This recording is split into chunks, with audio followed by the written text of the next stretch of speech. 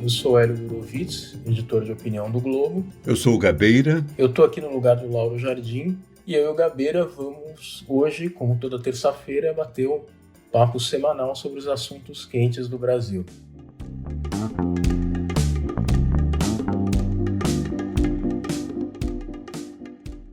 E aí, Gabeira, você viveu sem WhatsApp? Olha, foi um dia muito intenso no mundo inteiro em torno dessa questão, né? Eu acompanhei a questão.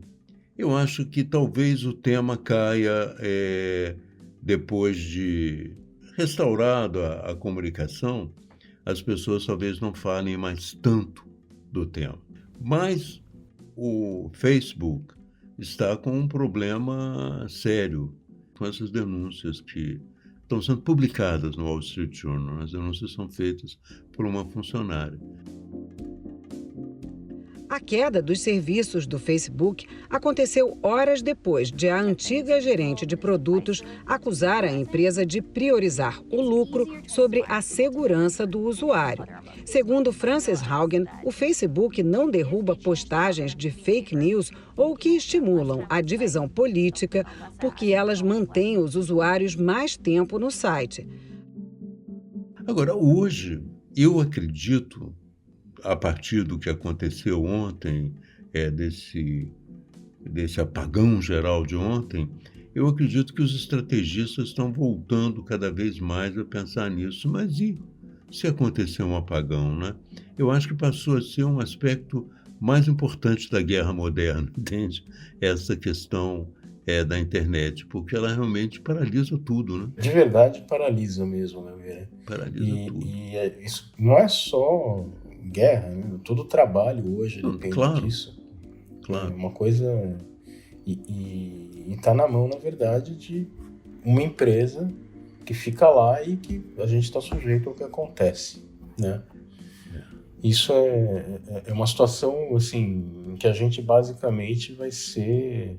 O que vai acontecer aqui vai depender do que eles decidirem lá, né? Fazer com a empresa, né?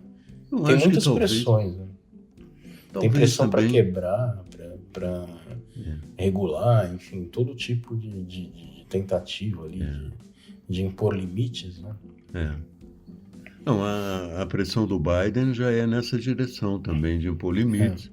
E também há uma possibilidade, pode ser que as próprias pessoas comecem a pensar em diversificar, em achar alternativas, em ter um plano B, né? Porque de repente tudo ficou muito esquisito para quem depende tanto, né? O problema desses planos B é que essas coisas de rede, elas funcionam quando tá todo mundo lá, né? Então tá todo mundo no WhatsApp porque tá todo mundo no WhatsApp, tá todo mundo no Facebook porque tá todo mundo no Facebook. Quer dizer, para ter um plano B, precisaria todo mundo. Para todo mundo. Exatamente. Isso eu acho meio complicado. É uma situação complicado, sim. É uma situação muito complicado.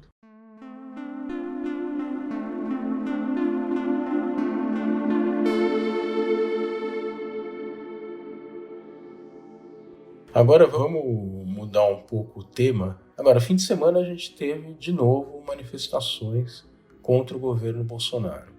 E dessa vez foram manifestações organizadas por partidos de esquerda, né?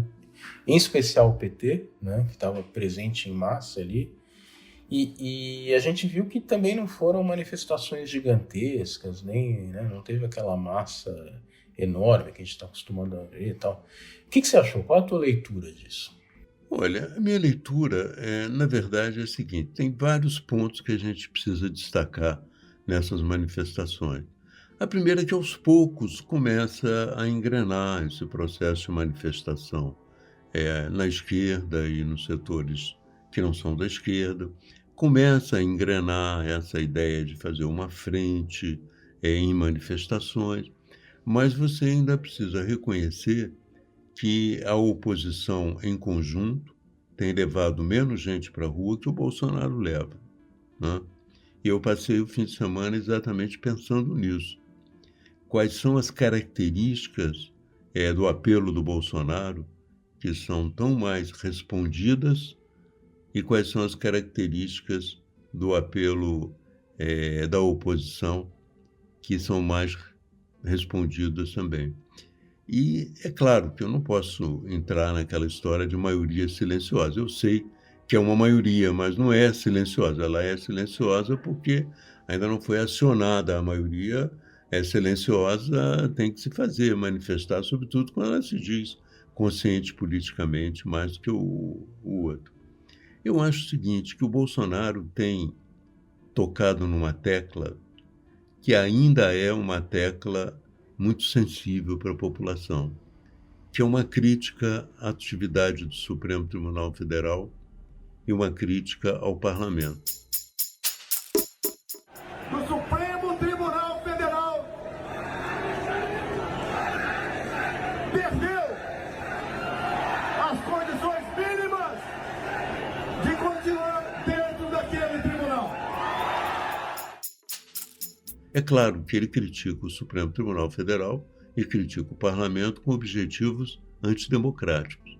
Ele quer concentrar poder. Mas a verdade é a seguinte, que a crítica ao Supremo e a crítica ao parlamento tem um apelo maior do que a defesa do Supremo e a defesa do parlamento contra os avanços antidemocráticos no momento. Eu digo apelo de massa.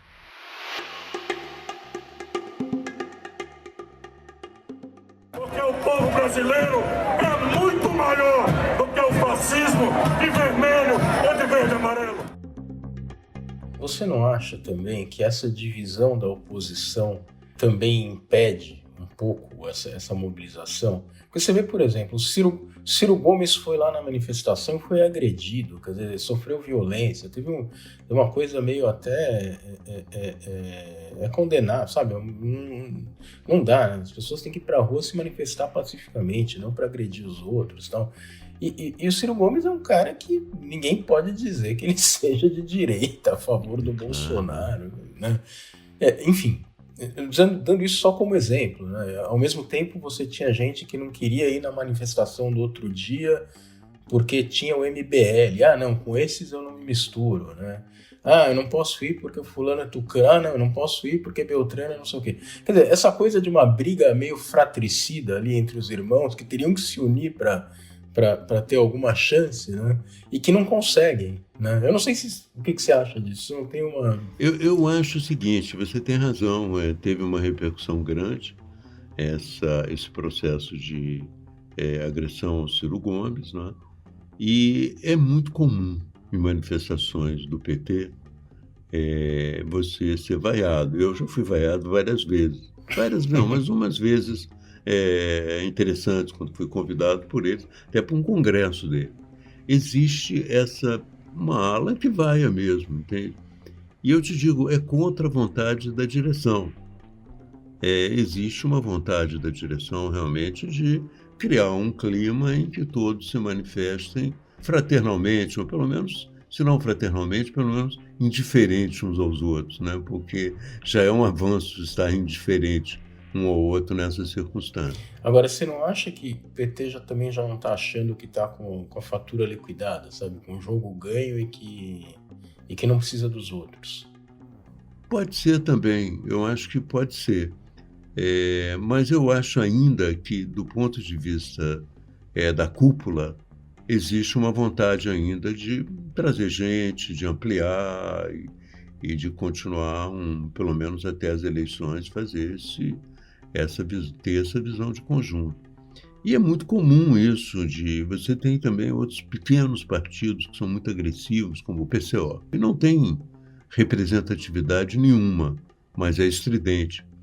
Então, eu acho que realmente é difícil se criar um clima de fraternidade completa, um clima de unidade completa. Mas eu acho que pode-se avançar nesse caminho. Qual é a possibilidade de avançar nesse caminho? É quando o número de pessoas não comprometidas com essas organizações acabar sendo maior do que essas organizações numa manifestação, entende? Na primeira pesquisa, em junho, Lula, do PT, aparecia com 49% das intenções de voto. Agora tem 48%, com a margem de erro de 46% a 50%. Jair Bolsonaro, sem partido, tinha 23%. Agora, Bolsonaro manteve os 23. Com a margem de erro, tem de 21 a 25. Agora, quanto a achar que já ganhou as eleições antecipadamente, não seria prudente o PT pensar nisso, né? Porque está muito longe ainda das eleições. Você está trabalhando com um cenário de 1 ano e pouco antes das eleições, num país tão volátil como o Brasil, né? Numa atmosfera tão estranha. De repente você pode ter uma queda súbita ou mais intensa do Bolsonaro e surgir um outro candidato chamado terceira via e que acabe polarizando. Então, essa visão de que já ganhou é uma visão muito equivocada, né? Se eles estiverem com essa visão, é muito equivocada. Não só dificulta o próprio avanço do movimento, como é equivocado. Eu sou, de uma certa maneira, otimista. Eu acho que algumas coisas serão superadas ao longo desse caminho. A minha preocupação maior, Hélio, é essa que eu tive nesse fim de semana, de pensar que as nossas propostas, entende? Eu digo nossas propostas, as propostas que são em defesa da democracia, talvez não tenham tanta popularidade como aquelas propostas que, embora as pessoas não sintam claramente, elas ameaçam a democracia, entende? Eu fico com medo de a defesa da democracia hoje ter menos prestígio do que essa tentativa de fazer as coisas funcionar independente da democracia.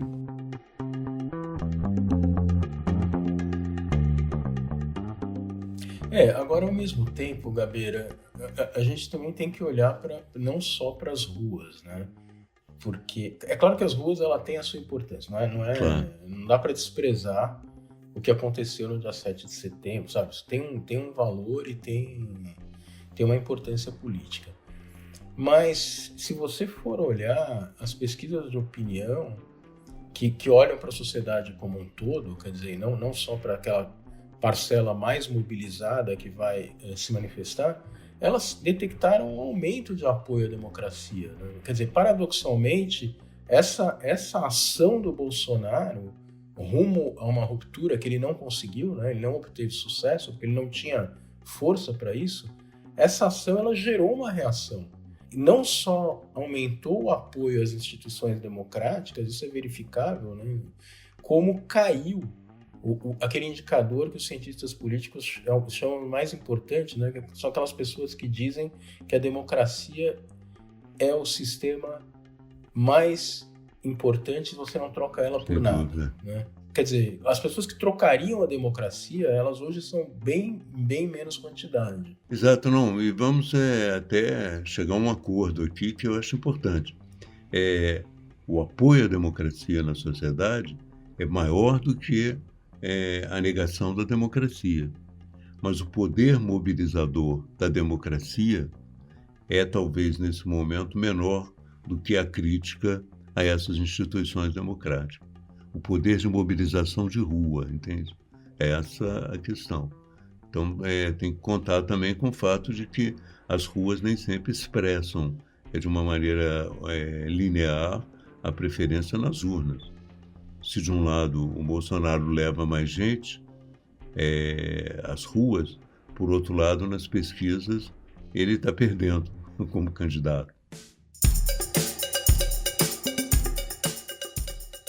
O Consórcio Internacional de Jornalistas Investigativos começou a divulgar hoje o resultado de uma investigação sobre contas e empresas offshore em paraísos fiscais, que cobram pouco ou nenhum imposto e protegem o sigilo bancário do cliente. Nos documentos aparecem operações relacionadas a mais de 330 políticos e altos funcionários públicos e 35 chefes e ex-chefes de Estado de mais de 90 países, além de empresários e celebridades internacionais. Apareceu aí esse grande vazamento de dados de contas offshore. Pandora Papers. Pandora Papers, de centenas de pessoas que mantêm recursos aí em paraísos fiscais, como forma de elisão ou como forma de esconder dinheiro, enfim. Eu queria ouvir aí o seu diagnóstico e aonde você acha que a gente vai chegar com isso. Olha, é uma questão que tem repercutido muito no mundo hoje, né? Muitos jornais do mundo deram destaque a esse tema, porque, na verdade, são 35 dirigentes, 330 funcionários públicos, artistas e tal, muita gente. Só que na América Latina são 3 presidentes. O mais próximo de nós é o Pinheira, no Chile, né? Pinheira, República Dominicana, Equador... E Equador, o Guilherme Lasso, no Equador. O Guilherme Lasso. São esses 3 de dirigentes atuais, presidentes atuais. E aqui no Brasil, quer dizer, há também vários pessoas que devem o imposto de renda, que estão também listados como pessoas que deveriam pagar suas dívidas aqui e tal. Mas eu acho que a repercussão... Quando aconteceu isso na Inglaterra, o Cameron perdeu o cargo dele, David Cameron, né? Ele perdeu o cargo, porque havia uma reação muito grande. No caso brasileiro, existem duas grandes figuras do governo envolvidas. Um é o Paulo Guedes, que tem uma empresa nas Ilhas Virgens Britânicas, né? Em setembro de 2014, Paulo Guedes, então sócio da Bozano Investimentos, fundou a Dreadnoughts International, uma offshore nas Ilhas Virgens Britânicas. Aportou numa agência do Banco Credit Suisse em Nova York quantia de 9,55 milhões de dólares, o equivalente a 23 milhões de reais na época. No câmbio atual, o valor hoje corresponde a 51 milhões de reais. E o presidente do BC, do Banco Central, Roberto Campos Neto, que tem uma empresa no Panamá. Nós temos aqui no Brasil uma lei de 2013 que rege conflito de interesses, entende? E tem que ver se o comportamento deles ou a existência desses recursos fora entram em conflito com essa lei. Aí teria que haver uma apreciação do fato. O que normalmente não entra em conflito com a lei é o fato de você ter uma atividade pública que não interfere, cujas decisões não interferem diretamente com seus interesses. Agora, o caso dos dois é um pouco delicado por esse aspecto, pelo fato do Paulo Guedes ter o controle da política econômica e o presidente do BC, controle da política monetária. Tanto a política econômica como a política monetária diretamente estão ligadas a essa situação. No caso do Paulo Guedes, por exemplo, ele é um homem que te estimula ou que orienta o país rumo a um sistema de taxação justo, né? É a pessoa que vai te estimular a pagar um imposto justo que é para fazer andar o governo. Se ele escapa do pagamento do imposto, ele perde um pouco a força, no sentido de convencer as pessoas que é preciso pagar o imposto.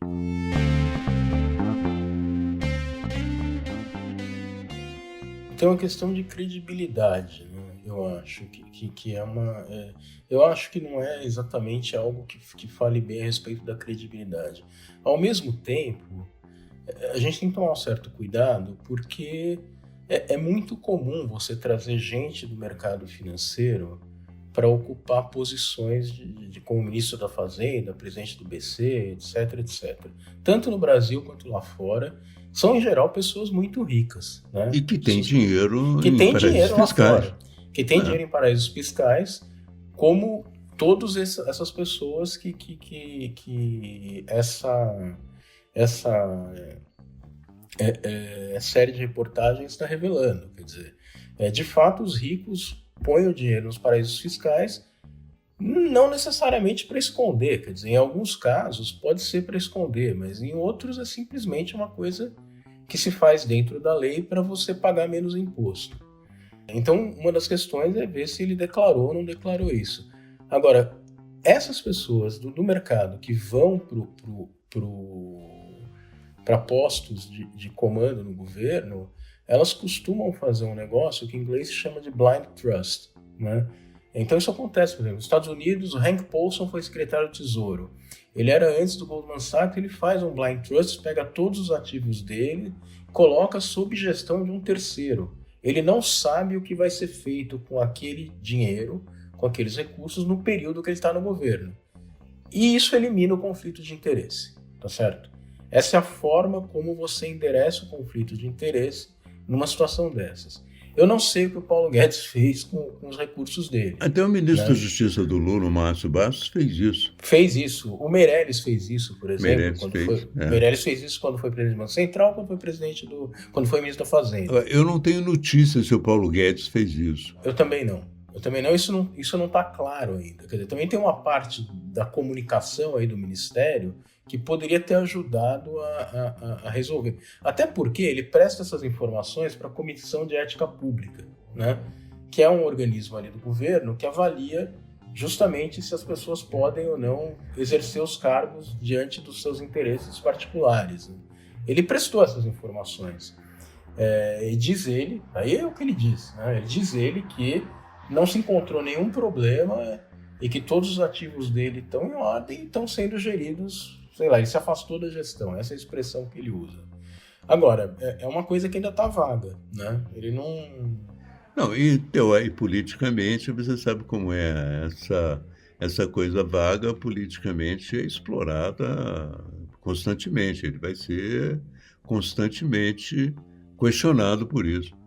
Isso não é algo que seja bom para a credibilidade, porque essa questão dos paraísos fiscais é uma questão muito séria mesmo, né? Claro, Isso é uma coisa muito grave. O que um jornal europeu hoje disse, eu concordo com ele, exatamente as autoridades que deveriam estar se associando para acabar com os paraísos fiscais são aquelas que têm dinheiro nos paraísos fiscais. Então, cria uma contradição muito grande, quer dizer, os paraísos fiscais, teoricamente, deveriam ser reduzidos ou extintos no mundo.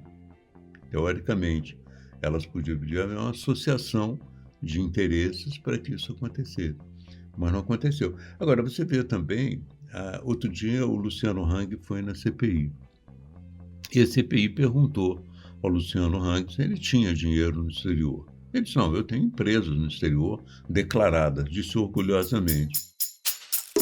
Nós temos contas no exterior, nós temos offshore no exterior, deve ser umas 2 ou 3 declaradas na Receita Federal. Mas eu não sei se foi esses Pandora Papers agora, mas eu já li uma reportagem falando sobre a Abigail Worldwide, com a empresa dele. Ele ficou de 99 a 2020 com essa empresa oculta no exterior. Ele foi pressionado depois e declarou essa empresa, mas ele já estava acossado pelo Ministério Público. E a CPI não sabia disso. A CPI não tinha esse dado, tanto que quando perguntou se ele tinha empresa no exterior, não sabia que ele tinha essa empresa e que ele estava há 20 anos desde 1999, só declarou em 2020. Aí não pode. Aí não pode mesmo. Né? Porque assim, por que você declara, eu declaro, por que ele não tem que você declara? Não dá. Claro. Essas coisas que são problemáticas, né? Que vamos ver, porque são tantos arquivos, tanta informação, tanto jornalista envolvido, associado, pesquisando. Vamos esperar que as coisas apareçam mais, mas vamos esperar também que o governo dê uma explicação, fale alguma coisa. Né? Acho que não custa nada também o governo dizer alguma coisa. Olha, isso aí nós avaliamos no dia tal, tivemos essa decisão, ou então nós não sabíamos, ou então nós não achamos isso importante, não tem problema nenhum. Né? Você vê que o governo já está ficando um pouco relaxado nisso. Você tem um secretário de pesca num país árabe fazendo uma festa dizendo que está divulgando o país. Isso aí, com essa denúncia do Globo de ontem, qualquer pessoa seria questionada pelo governo, né? Você em Dubai divulgando, um secretário de pesca divulgando, se nós vamos atrair pescadores árabes para o Brasil, será que esse é o objetivo? E esse é o melhor método de atrair os pescadores árabes? Isso não é? Pois é, ainda publica tudo no Instagram ali para deixar comprovado. Pois é, essas coisas o governo já está ficando relaxado demais, entende? Não sei até onde, se o Centrão, o espírito do Centrão passou a dominá-lo completamente. É uma certa leniência, né? Achar que pode. Né? Achar que porque tá lá, pode. Tudo bem. Pode nada, né? São episódios que merecem sempre, por exemplo, esse episódio da Michele Bolsonaro, né? São coisas pequenas, ajudou o confeiteiro, ajudou o maquiador, ajudou não sei quem, todo mundo a receber o dinheiro, mas precisava de uma explicação. Olha, houve isso, os caras estavam em dia, ou esse dinheiro vai ser pago, mas alguma coisa eles fazem e não dão explicação, acham que estão completamente fora da responsabilidade de dar uma resposta à opinião pública. Isso é um equívoco, acho eu, entende? Do ponto de vista político.